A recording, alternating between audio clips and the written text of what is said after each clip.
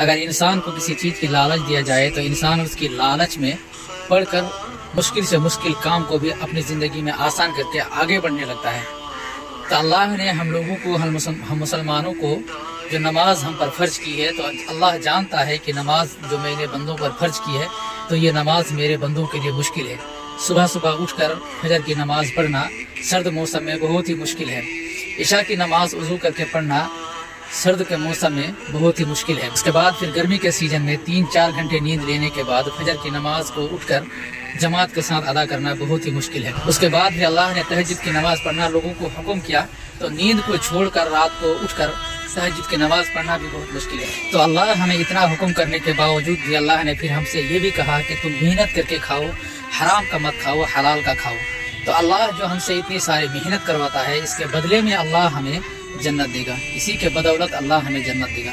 ہم جو بھی عبادت کریں گے، جو بھی ہم محنت کریں گے، تو وہ ہم اپنے لیے کریں گے، کسی دوسرے کے لیے نہیں۔ لیکن اللہ نے ان ساری مشکل کاموں کے پیچھے ایک لالچ یہ دیا ہے کہ اگر تم ان سارے مشکلوں کا سامنا کرو گے تو میں تمہیں جنت دوں گا۔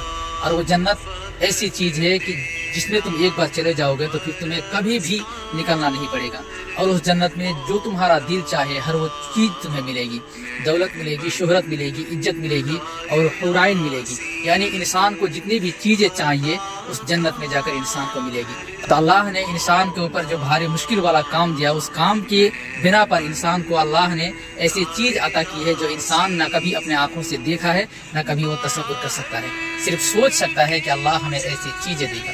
تو اللہ کی حکم کو مان کر ان ساری مشکل کاموں کو آسان کر کے اپنی زندگی میں اس جنت کو پانے کی کوشش کریں۔